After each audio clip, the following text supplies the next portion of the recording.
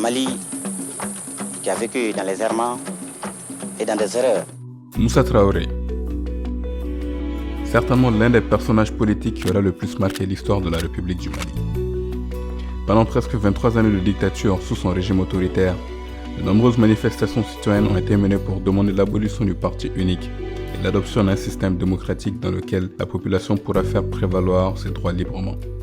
Nous allons revenir ensemble sur deux émeutes majeures de cette période qui ont donné naissance à ces trois monuments emblématiques de la ville de Bamako.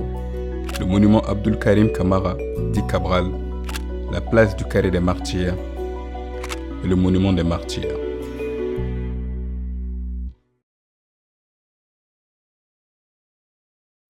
De 1977 à 1980, la jeunesse, plus particulièrement les élèves et étudiants, ont joué un rôle central dans les nombreuses manifestations contre le régime de Moussa Traoré.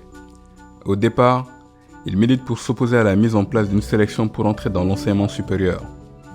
Après avoir essayé en vain d'étouffer ces soulèvements, notamment en fermant les classes, le gouvernement se rend à l'évidence et convoque les élèves pour une réunion au cours de laquelle il leur promet de satisfaire leurs demandes dans un délai de 2 mois. Mais l'accord ne fait pas l'unanimité parmi les lycéens et étudiants. Ils refusent alors de reprendre les cours à la date prévue et poursuivent les grèves sous les encouragements du secrétaire général du Comité de l'Union nationale des élèves et étudiants du Mali, abrégé sous le sigle UNEM. Ce dernier est alors arrêté par l'armée le 10 février 1977, ce qui donne un motif supplémentaire à la jeunesse pour continuer les émeutes. Les 3 années scolaires qui suivent ces événements de 1977 sont marquées par un bras de fer permanent entre l'UNEM et le régime militaire de Moussa Traoré.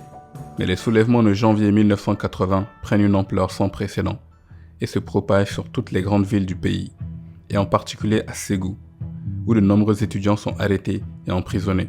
Face à l'ampleur que prennent les révoltes, le président Moussa Traoré ordonne la dissolution de l'UNEM le 15 janvier 1980. Mais il en faut bien plus pour décourager ces jeunes, car un mois plus tard, il décide de nommer clandestinement à la tête de l'organisation Abdul Karim Kamara, dit Cabral, un étudiant en philosophie à l'école normale supérieure de Bamako. Maintenant dirigé par ce dernier, les étudiants continuent de gréver avec un nouveau motif, la libération de leurs camarades arrêtés lors des manifestations à Ségou. Mais leur combat est bref, car à peine un mois plus tard, le 16 mars 1980, le jeune Cabral est arrêté par la police et forcé à faire un enregistrement pour exiger la fin des grèves. Il décédera le lendemain de la suite des coups et blessures qui lui ont été infligés, marquant ainsi une période sombre du régime de Moussa Traoré.